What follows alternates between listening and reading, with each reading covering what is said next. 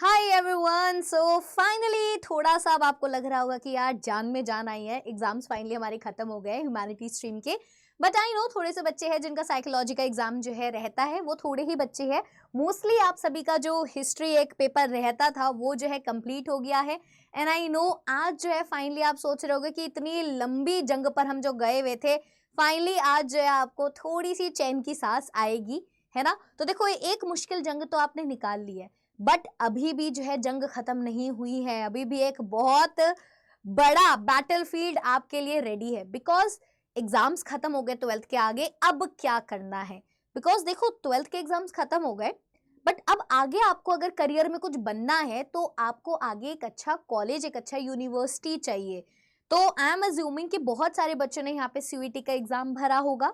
क्या आपने भरा है? आप मुझे नीचे कमेंट सेक्शन में जरूर बताइएगा कि आपने सीयूईटी का एग्जाम भरा है या नहीं। और बहुत सारे बच्चे ऐसे भी थे जो कि सिर्फ बोर्ड एग्जाम में ही रह गए और वो सीयूईटी का एग्जाम का फॉर्म जो है नहीं भर पाए हैं। तो यार उनके लिए भी मैं कुछ चीजें बताना चाहूंगी, आप टेंशन मत लीजिए। बिकॉज बहुत बच्चा हमारा ऐसा भी है जिन्होंने सीयूईटी का फॉर्म नहीं भरा है। तो अब देखो सीयूईटी, अब जो हमारा बोर्ड का एग्जाम जब आपका खत्म हो गया है, तो आज के दिन तो आप चिल करो, आज कुछ मत सोचो, आज बस आराम से इस वीडियो को देखो। थोड़ा सा अब बैठकर डिसाइड करो अब आगे मुझे करना क्या है। अगर आपको सीयूईटी एग्जाम देना है तो आपकी क्या प्रिपरेशन रहनी चाहिए। कल से आपको लग जाना है, because you can't waste even a single minute, because आपके पास ऑलरेडी टाइम कम है। बहुत सारे बच्चे जिनका हिस्ट्री नहीं था पेपर, और बहुत सारे स्टेट बोर्ड के बच्चे, उनके पेपर खत्म हो चुके हैं। बिहार बोर्ड का तो रिजल्ट आ चुका है, वो अपनी पूरी तगड़ी मेहनत में लग चुके हैं, उनके पास एक्स्ट्रा टाइम था वो लग चुके हैं। तो आप सारे सीबीएसई वाले बच्चे पीछे ना रह जाओ। तो आप एक भी दिन वेस्ट नहीं कर सकते। आई नो आप बोलोगे मैम एक जगह खत्म नहीं हुआ, आप दूसरी जगह बताने लग जाओ, बट ये आपके भलाई के लिए है। बस एक महीना और, जस्ट 1 मंथ मोर, एक महीना और तुम सब लोग अपनी ड्रीम यूनिवर्सिटी में यार पहुंच जाओगे। ठीक है, जब आंखों में अरमान लिया, मंजिल को अपना मान लिया, फिर मुश्किल क्या आसान क्या, बस ठान लिया तो ठान लिया। बस अब आपको ठानना है कि मुझे मेरी इस ड्रीम यूनिवर्सिटी में जो है जाना है। तो उस ड्रीम यूनिवर्सिटी में जाने के लिए आपने जब अपनी आंखों में अरमान ले लिया है और ठान लिया है, तो अब मुश्किल क्या आसान ये कुछ नहीं देखना, अब लग जाना है आपको अपनी तैयारी में, है ना। तो यहाँ पे मैं आपकी हेल्प करने वाली हूँ। देखो मैं तो हर मोड़ पर आपके साथ खड़ी हुई हूँ, and you all know that कि हाँ मैम, आशी मैम तो हमारे साथ है। जब भी हमें दिक्कत हुई है मैम ने हमें जो है हेल्प किया है। तो यहाँ पे आप सभी को पता होना चाहिए, अब आप अगर आप सीयूईटी की राह पर चल पड़े हो तो अब आपको सीयूईटी पे क्यों फोकस करना है। देखो सीयूईटी एक ऐसा एग्जाम है जिसके थ्रू आप बहुत सारी central universities, state universities, deemed universities और प्राइवेट यूनिवर्सिटीज में एडमिशन ले सकते हो। और बोर्ड एग्जाम्स की तरह नहीं होता है ये, बिकॉज इसमें जो है आपके क्वेश्चंस एप्लीकेशन बेस्ड आते हैं, सिंपल सीधे सादे क्वेश्चंस नहीं आते हैं। पूरा एमसीक्यू बेस्ड पेपर रहता है, सीबीटी बोर्ड में होता है, और आपको इसमें टाइम कम दिया जाता है और आपको इसमें एक्यूरेट आंसर्स देने होते हैं। कॉम्पिटिटिव एग्जाम है यार, कॉम्पिटिटिव एग्जाम में आपको काफी ज्यादा प्रैक्टिस और काफी ज्यादा कॉन्सेप्चुअल क्लैरिटी होनी चाहिए। ठीक है, तो यहाँ पे कंपटीशन जो है वैसे भी बढ़ता जा रहा है, क्योंकि ज्यादा से ज्यादा स्टूडेंट्स जो है अब यहाँ पे रजिस्टर कर रहे हैं। और क्योंकि अब आपका सिलेबस भी कम कर दिया गया है, तो ऑब्वियसली बात है जो चीजें पूछी जाएगी वो एक 1 स्टेप टफर ही पूछी जाएगी। और नेगेटिव मार्किंग तो इसमें होती है, जो कि इस एग्जाम को और थोड़ा टफ बना देती है। पहले तो इवन चॉइसेस होते थे कि 50 में से 40 क्वेश्चन कर दो, तो जो बच्चे 40, क्योंकि 50 में से 40 तो सभी को होते थे, तो बहुत से बच्चों का फुल मार्क्स आते थे। अब आपको 50 में से 50 करने हैं। हाँ नेगेटिव मार्किंग है, बट अगर आपको लगता है कि आपको कोई क्वेश्चन नहीं आता तो आप छोड़ सकते हो, फाइन। तो अब आपका रोड मैप क्या होना चाहिए, स्टेप बाय स्टेप, उंगली पकड़कर यार हम आपको आपकी यूनिवर्सिटी जो है छोड़ कर आएंगे। स्टेप बाय स्टेप मैं आपको प्लान बताने वाली हूँ कि आपको करना क्या है। देखो ये जो मार्च अप्रैल है ना, ये सबका फाउंडेशन फेज है। मैं ये मान रही हूँ कि ठीक है यार तुमने बोर्ड एग्जाम दे लिया, फिर भी मैं तुमको जो है एक फाउंडेशन लेवल से जो है चीज़ों को यहाँ पे समझने के लिए कह रही हूँ कि आप अपने मार्च का महीना तो चला गया, ये उन बच्चों के लिए जिन्होंने मार्च से तैयारी स्टार्ट कर दिया, बट अब आपके पास अप्रैल बचा है। तो मार्च और अप्रैल एक ऐसे 2 महीने थे जिसमें आपको जो है अपना फाउंडेशन क्लियर करना है, आपको सीयूईटी सिलेबस एनालाइज करना है, एग्जाम पैटर्न किस तरीके से आता है। अगर आप अभी स्टार्ट कर रहे हो, आपके पास अप्रैल का महीना बचा है, तो आप देखो कि आपका सिलेबस क्या है। सिलेबस तो वैसे कुछ खास अलग नहीं है, जो आपका बोर्ड का सिलेबस है वही आपका जो है यहाँ पे सीयूईटी का सिलेबस है। बोर्ड का सिलेबस वो सीबीएसई वालों का, ठीक है, मतलब जो लेटेस्ट एनसीईआरटी किताबें हैं वो आपको फॉलो करनी है। आपको एनसीईआरटी बेस्ड प्रिपरेशन करनी है, सबसे पहले कॉन्सेप्ट क्लैरिटी के ऊपर फोकस करो। एक एक लाइन एनसीईआरटी की घुस घुस के आपको जो है पढ़नी है। बोलोगे मैम इतनी बार पढ़ चुके चैप्टर, फिर भी क्वेश्चंस करने बैठते हैं। हम जो है क्या करते हैं, गलती कर देते हैं, क्योंकि आप चैप्टर सिर्फ पढ़ रहे हो, समझ नहीं रहे हो, कॉन्सेप्ट्स क्लियर नहीं कर रहे हो। जब तक वो नहीं करोगे तो जितनी बार भी पढ़ लो वो कभी समझ नहीं आएगा। ठीक है, प्रीवियस ईयर क्वेश्चंस लगाओ।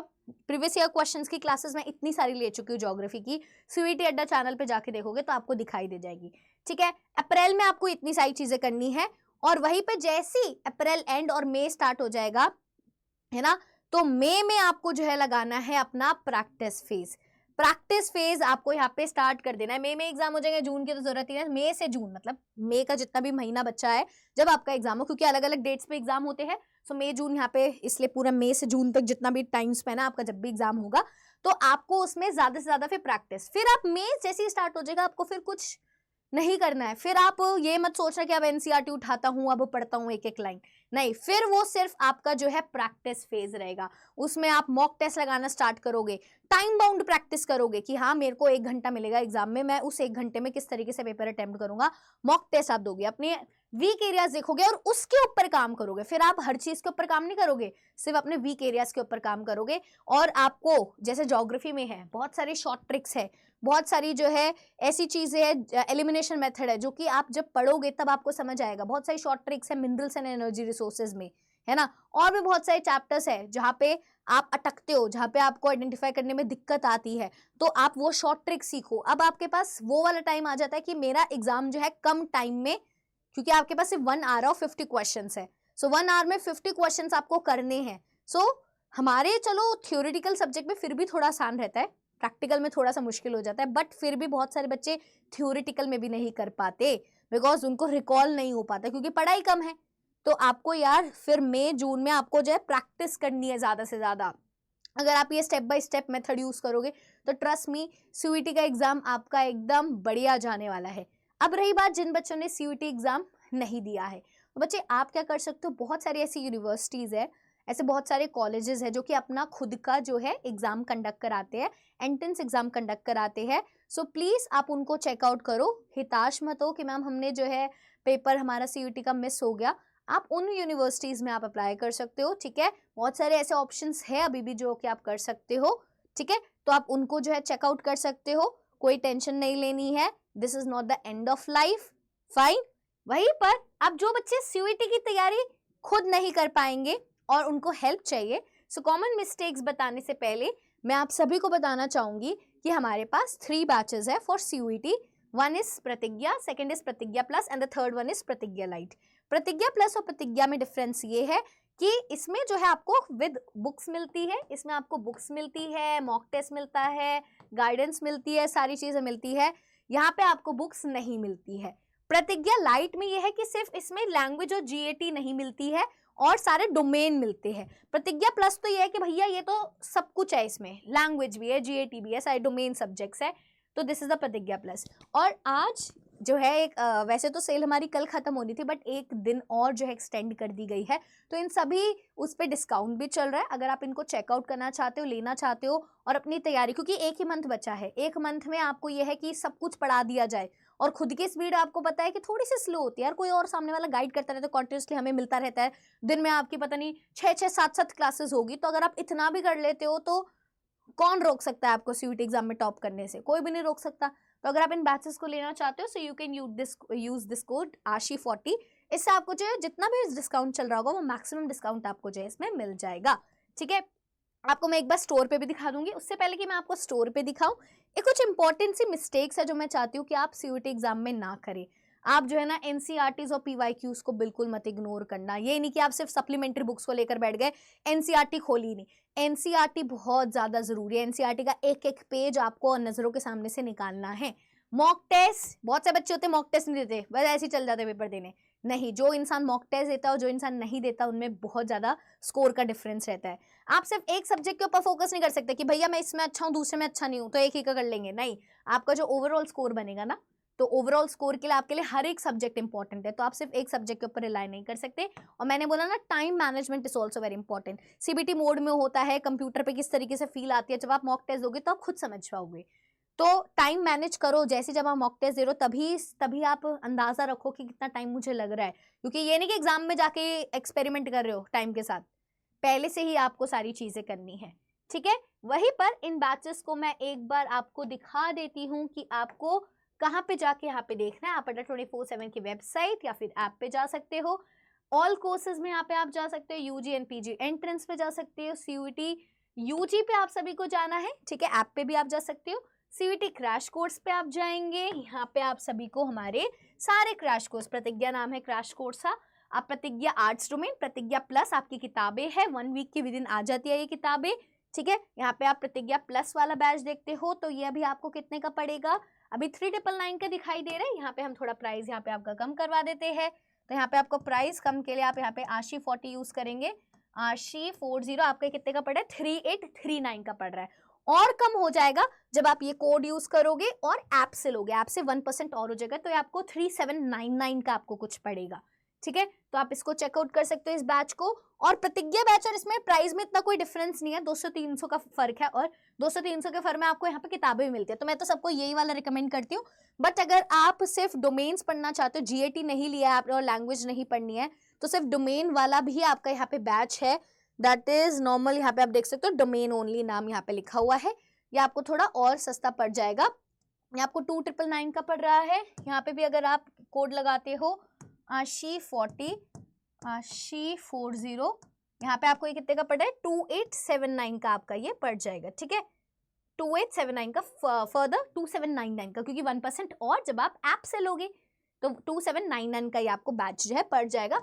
लगभग 1000 का फर्क है अगर हम प्रतिज्ञा प्लस बैच से जो है बात करते हैं, ठीक है। वहीं पर आप किताबें भी चेकआउट कर सकते हो, और अगर आपको सिर्फ मॉक टेस्ट चाहिए, you can also check out the mock test, सारी चीजें अवेलेबल है, आपको बस देखना। अगर आप सिर्फ बुक्स लेना चाहते हो, so these are the books available है, मॉक टेस्ट भी अवेलेबल है, सब पे आपको जो है डिस्काउंट मिल जाएगा विद द कूपन कोड। यहाँ पे अगर हम बात करें, अगर आप लेते हो सिलेक्शन किट लेते हो, इसमें आपको सारी किताबें मिल जाती है, बहुत ही अच्छा है ये, विद इकोनॉमिक्स भी है, विदाउट इकोनॉमिक्स भी है।